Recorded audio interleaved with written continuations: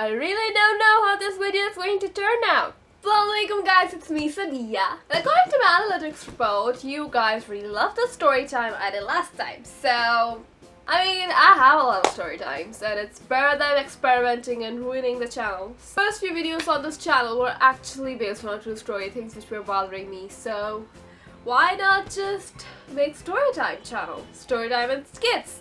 I think that's what my niche is. So yeah, this is one of the stories that I am most embarrassed to tell anyone, which makes it perfect for YouTube. And also, if you're wondering why do I sound so manly and why am I taking so many breaths and jump shots, it's because I'm sick. Oh my god, I actually feel like a YouTuber now. Because all the famous YouTuber goes like, oh my god guys, I'm so sorry about today's voice. I am just so sick, blah blah blah blah blah blah blah.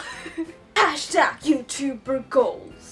Okay, so as my most of the embarrassing situations happened at the airport, this story as well took place in an airport. I was going back to India from Saudi and I took a Hussein Jeddah Hyderabad flight. Okay, so that day was an amazing day for me because that day I bought Selena's fragrance. Not Selena's fragrance, but the perfume she uses. I saw that in her What's in My Purse video, so I was saving up to buy that perfume. Because I'm a Selenator, obviously. So I bought this perfume, I'm all energized, I'm like, woohoo, now I can smell like Selena Gomez! Morning started, I went and sat in my plane, I'm like, woohoo, I can smell like Selena. Selena Mary Gomez, Selena Mary Gomez. Now this man, let's call him a D. So the D seat is, let me explain. Yes, I am sitting with a tissue box next to me. This thing is the aisle. This empty space is the aisle. These are the exit doors. This is my seat and this is D's seat. He's like sitting next to me, but there's an aisle between us. Yes, I was 13 then, this happened in May, and I was going to turn 14 in 2 months, that's in July. Say I'm a 13-year-old and you know how 13-year-olds are, they're like, B, I know everything. Like swaggy in that burqa. Yes, I was wearing burqa. It was completely covered, but you can know she's a kid because of the Converse and the jeans popping out every time I take a long step, and yes, I run a lot. There's literally nothing that says that I'm a 24-year-old because it doesn't look like that. In no sense it looks like that. The moment I walked in, this guy is literally staring at me. When my seat changing thing happened, this guy was again just staring and gazing at me. Now as a 13-year-old, I thought he's looking at my purse or something. All the branded things I had on me. So I thought everyone is like wooed by all the things I have because that's how I was.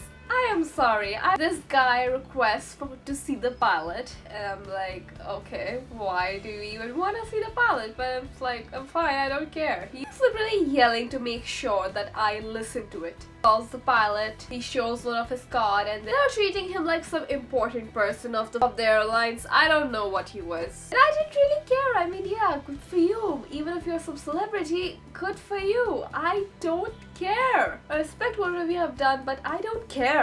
The plane is starting up, I remove my niqab, I just stretch my legs, I'm like all chill, I'm like, come on, let's go, we are going back home. I'm all excited and nervous. And then there's some problem with the flight and the flight gets delayed. Now when I had purchased this perfume, I literally just took the perfume and rushed out. I didn't even smell the perfume. So I took out my perfume and I started smelling it and I'm like, I'm really excited, I'm just sniffing it. And now this man calls me and he's like, what perfume is that? And as I was really excited, I just told him, oh my god, I have an idol and she's Selena Gomez, this is her fragrance and I'm so excited and blah blah blah blah blah blah blah blah blah. And he goes like, oh, so you're into perfumes? No, I'm not into perfumes, I'm into Selena Gomez. Anyway. This man gets up from his seat, he opens the storage thing, I forgot what it's called. He opens his bag and pulls out some perfumes. And he made me smell all of those and he's like, oh, so the Saudi Airlines people gifted me all these because they love my work so much and blah blah blah. I hope you get promoted! I mean, I know Saudis, they reward you for every freaking thing. That's how Saudis are. They reward you even if you walk their parrots. Now this man started rambling about how awesome his job is. Basically, he was the manager at the catering department of Saudi Airlines. Now at this point, my brain was like completely relaxed. I'm like, oh my god, I'm meeting a member of Saudi, how amazing, now I can have contacts. But no. The plane finally departed, we were in the air and this guy is non-stop staring at me. Literally, he's like,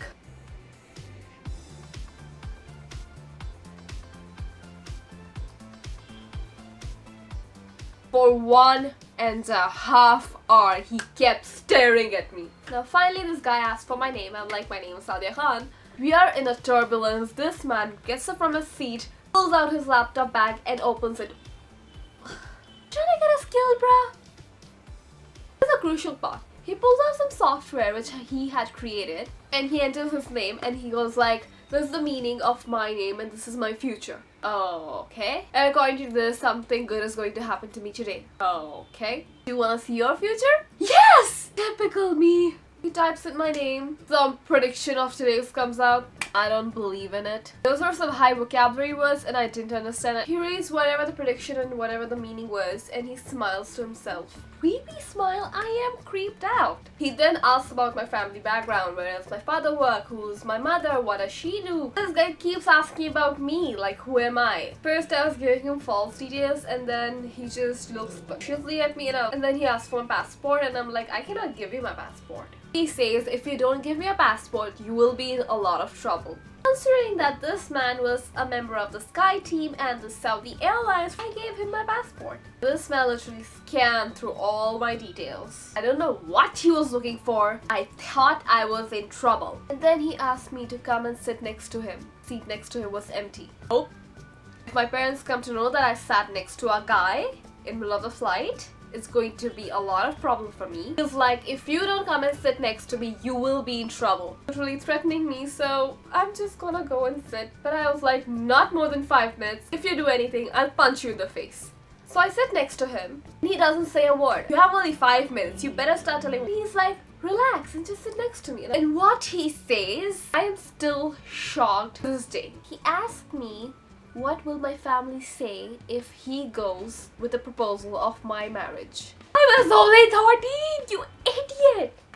At this point, I cannot comprehend. Have I slept on the flight or is this actually real life? I cannot. At this point, I was controlling my language. Even though in those days I had a very bad mouth, I had a problem of cursing a lot. I thought cursing was really cool. It's like there needs to be age gap, you know? This is no! I gave him an ultimatum that if he does not give me my passport and does not allow me to leave, I will call the air hostess. Now he agrees on it, he gives me a passport. I went and I sat on my seat and he goes like, please, I'm sorry, I shouldn't have done that and blah, and I, being the forgiveness goddess, I forgave him. Idiot, you knew his intentions. After a few minutes, I was stretching and a boy got pulled up to my knees and that man happened to see my jeans. After 30 seconds, this guy had the guts to ask, oh, so you wear jeans, huh? Yeah.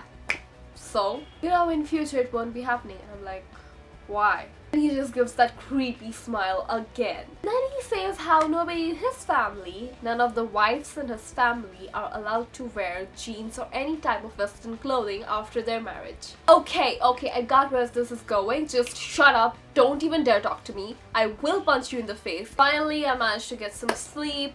I was like constantly getting worried what he's going to do next. Is he going to harass me? What is going to happen? I have no clue. As soon as we landed, I woke up in a shock that how come no one woke me up. I just stood up and grabbed my luggage from the overhead compartment. Yes, that's what it's called. Because I woke up from a shock, I felt a little dizziness and I was about to fall. But I was holding the seat in front of me, so I didn't fall. This man was about to grab me by this area. This guy is not gonna touch me. Nope. At this point I was like, run for your life. Finally, we're at the immigration counter. Now there are 2 lines. At one point, this guy happened to stand next to me and he goes like, are you going home? Should I drop you? I'm like, thank you. I'm not an orphan or a homeless person. I have a family and they're waiting outside for me. You don't need to worry about it. It's okay. You can ask them to go. I'm like, for what? Now my line got cleared fast. Calmed down, my luggage came out quick. It was right after the priority people stormed out of the airport and I'm like, I am safe now.